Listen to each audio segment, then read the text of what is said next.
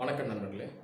இந்தியாவினுடைய தேசிய விளையாட்டு நேஷனல் ஸ்போர்ட் என்ன அப்படின்னு நம்ம கிட்ட யாராவது கேட்டால் பெரும்பாலானோர் நம்ம என்ன சொல்லுவோம், ஹாக்கி அப்படின்னு நம்ம சொல்லுவோம்.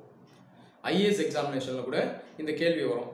அங்கே கூட கேண்டிடேட்ஸ் என்ன சொல்லுவாங்கன்னா, ஹாக்கி தான் சார் நேஷனல் கேம்னு சொல்லுவாங்க. ஹாபியில் பிளேயிங் ஸ்போர்ட்ஸ்னு போட்டிருப்பாங்க. ஸோ இந்த மாதிரி கேள்விகள் ஐஏஎஸ் எக்ஸாமில் கூட வரும். சரி, இப்போ ஹாக்கி தான் இந்தியாவினுடைய நேஷனல் கேமா அப்படின்னு பார்த்தோம்னா, இந்தியாவினுடைய நேஷனல் கேம் ஹாக்கி கிடையாது.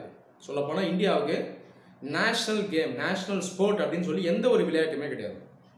என்னங்க எப்படி சொல்கிறீங்க? அப்போ அந்த காலத்துல இருந்தே நம்ம ஹாக்கி தானே நேஷனல் கேம்னு சொல்லிட்டு இருக்கோம், நீங்கள் சொல்கிறது அதிர்ச்சியாக இருக்குது அப்படின்னு நீங்கள் கேட்டிங்கன்னா உண்மை இதுதான். இந்தியா அதிகாரப்பூர்வமாக எந்த ஒரு விளையாட்டையும் நேஷனல் கேம் அப்படின்னு அறிவிக்கலை.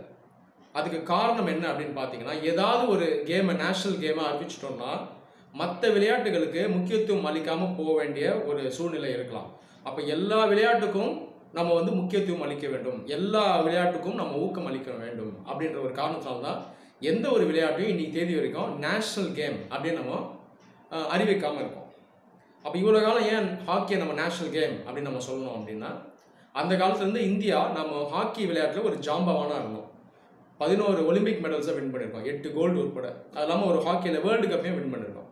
அப்போ அந்த காலத்துலேருந்து நம்ம ஹாக்கியில் ரொம்ப ஸ்ட்ராங்காக இருந்ததுனால இந்தியாவினுடைய தேசிய விளையாட்டு அப்படின்னே ஹாக்கி சொல்லப்பட்டது. இந்த காரணத்தினால தான் அந்த காலத்துலேருந்து நம்ம ஹாக்கியை நேஷனல் கேம் அப்படின்னு நம்ம சொல்லிட்டு வந்தோம்.